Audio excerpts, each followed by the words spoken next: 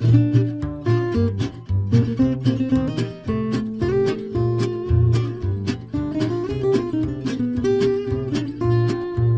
there and welcome to another Coffee with Colm, and thanks for tuning in. Over the last number of weeks I've introduced you to a couple of theories. We've met PJ and his fur-lined mousetrap. We spoke about the 81 patchwork quilt theory of life and work. And then last week we spoke about the 2020 vision and the fact that you and I both need a picture of how we would like our lives to be on our birthdays in 2020.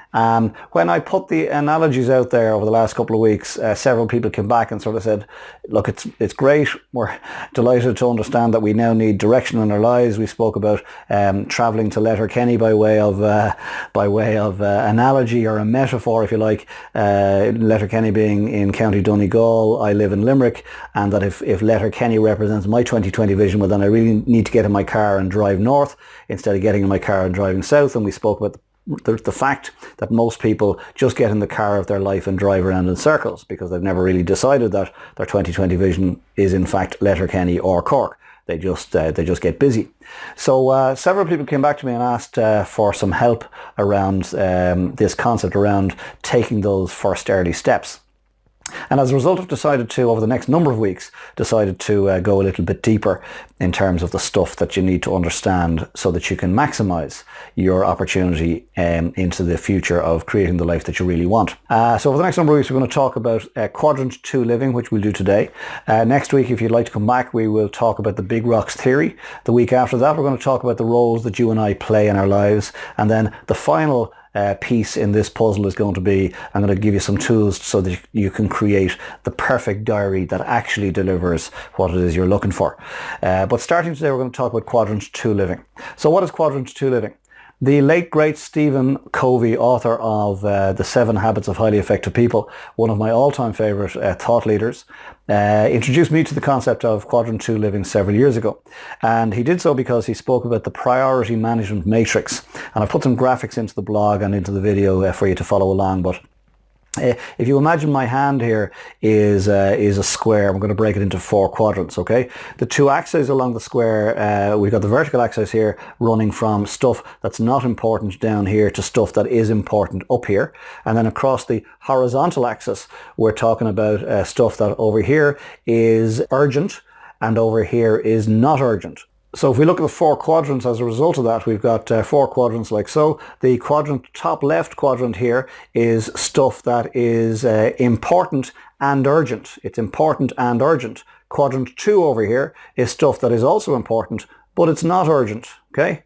Quadrant 3 down here is stuff that is not important, but urgent. And quadrant 4 over here is simply a waste of time because it's stuff that's neither important nor urgent. Okay, so the question is, where should you and I be spending our time? And the answer to that is we should be spending our time in quadrant 2, but most of us don't. So let me just go through the quadrants, if I may, very briefly and their characteristics. Quadrant 1.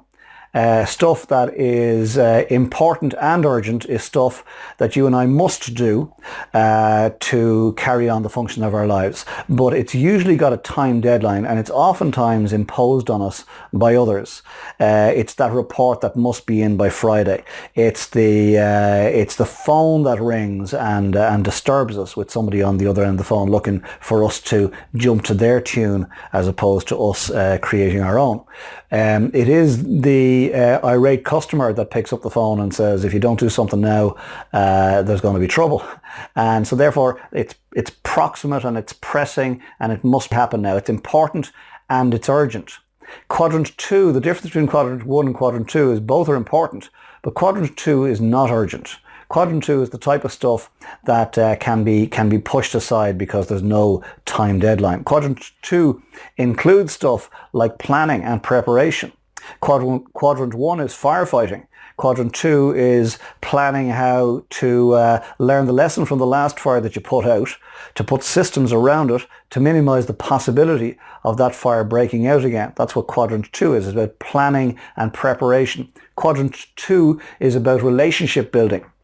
Interestingly, in this last week, I had a significant quadrant 1 activity land. I had my diary planned, and it was where an important client did pick up the phone and say, we've got something to talk about. The competition has been in, and they're offering all sorts of crazy stuff to woo us away, and we really would like to talk with you about it. So it necessitated 2 4:30 a.m. starts this week. Not a lot of fun, but we all have to do what we have to do. 2 4:30 a.m. starts to make sure we handled that quadrant 1 meeting, and handle it we did. The wonderful thing about that quadrant 1 meeting was that it worked in our favour because of the quadrant 2 activities we'd been doing for years in making sure that our relationship with that client was very strong. So when the competition did knock on the door offering silly stuff, the client didn't just jump, didn't get all doughy-eyed and jump ship and send us a Dear John letter. They in fact picked up the phone and said, we'd like to talk with you about this, and they offered us the opportunity to have a meeting. We had the meeting and they're going nowhere. Delighted to report that. So quadrant 1 is firefighting. It's handling stuff that lands at your feet. Quadrant 2 is planning. It's relationship building. It is making sure that you're looking towards the future. Quadrant 2 is exercising so that you can enter your later years in good shape. Quadrant 2 is saving and investing and budgeting. Quadrant 2 is getting fresh air. Quadrant 2 is getting enough sleep. Quadrant 2 is important, but it's not urgent. And we tend to, unless we're careful, we tend to allow Quadrant 1 expand at the expense of Quadrant 2. Quadrant 1, firefighting, tends to expand at the expense of Quadrant 2, and that's a recipe for disaster. So if we come down beneath the line to Quadrants 3 and 4, we'll look at the differences there. Quadrant 3 is not important, but there's an urgency about it. Quadrant 3 is some emails that need handling. It's some phone calls that need taking. It is some phone calls that need making. It is some meetings that need to be had. There's an urgency about it, but it really, in the scheme of things, it's not important stuff. But it's just part of life. We live in an interdependent world. We're dependent on others, and they're dependent on us, and therefore, at times we have to operate within Quadrant 3. Quadrant 4, on the other hand, is a complete waste of time. Quadrant 4 is TV watching. We've all done it, okay? Quadrant 4 is playing on the internet for hours. Quadrant 4 is going on Facebook instead of writing the report.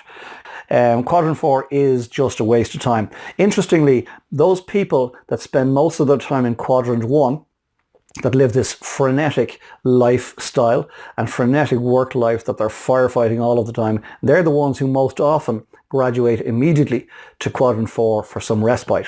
So they spend all of the time flat out, busy out, you wouldn't believe it. They're not productive, they're just busy, and the only way to escape that busyness is to go straight to Quadrant 4 as soon as the workday is finished, if the workday ever finishes, and hang out there until it's time to get back on the horse again, get straight back into Quadrant 1. That's a recipe for disaster. Quadrant 4 is just a waste of time, and we really need to ask ourselves, why are we spending any time there whatsoever? Because it's neither urgent nor important. So what you and I need to do is we need to learn to live more and more and more in Quadrant 2, in planning, in preparation, in getting organised for the future, in building relationships. That stuff will pay dividends. The problem with it is it's not urgent. It's hugely important, but it's not urgent. And unfortunately, unless we're disciplined enough to work in Quadrant 2 ourselves, well then it will never happen. They say that most people would love, if you ask them the question, they'd love to read more personal development books. Why don't they? Because books don't ring, right? They'll answer the phone, but they won't pick up a book because books don't ring. Reading a personal development book is not urgent, but it is important. Getting some exercise is not urgent, but it is important. Getting more sleep is not urgent, but it is important. Building relationships is not urgent, but it is important. So Quadrant 2 living is where we need to spend more and more of our time. And in doing so, we will expand Quadrant 2, and at the same time, we will automatically and by extension, reduce Quadrant 1 activities in our lives. So I recommend please drop Quadrant 4 activities straight away. minimize quadrant 3, live more and more and more in quadrant 2, and by doing so you will squeeze quadrant 1 down to something manageable. Okay, I'm going to give you a bit of homework, if I may, to make this relevant and make it practical. I'm going to ask you to look at your planner for last week, if I may, and I'm going to ask you to look at all the activities that you got involved in and then apply a quadrant to each of them. Just make a judgment call. Ask yourself, is this quadrant 1? Was it urgent? Yes, it was. Was it important? Yes, it was. Therefore, give it a quadrant 1 scoring. Anything that you can genuinely say was a quadrant 2 activity, happy days, but make sure that it is important and also that it wasn't urgent in the week that you've just finished. Important and not urgent is quadrant 2. Have a look and see how many activities you got involved in that were quadrant 3, that were other people sucking you into their agendas.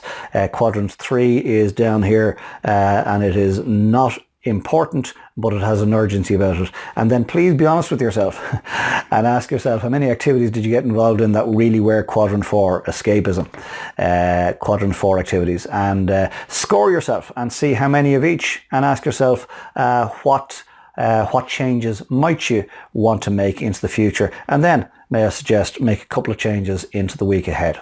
And then please come back next week and we will explore the second in these 4 pieces. We've spoken about quadrant 2 living today. We're going to look at the big rocks theory next week. After that, we're going to look at your roles. And after that, I'm going to give you, because you'll have absorbed all the lessons I expect, I'm going to give you a diary that actually works.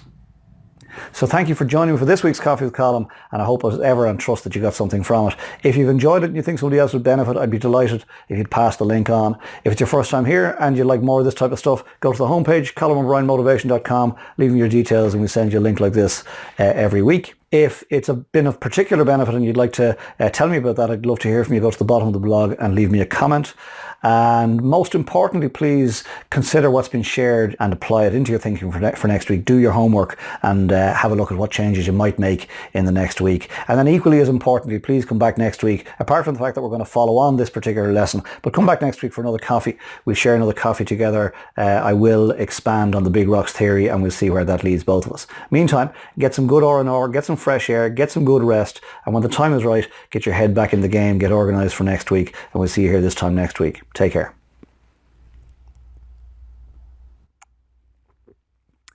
I really love my coffee. Have a great week. Talk to you soon. Bye for now.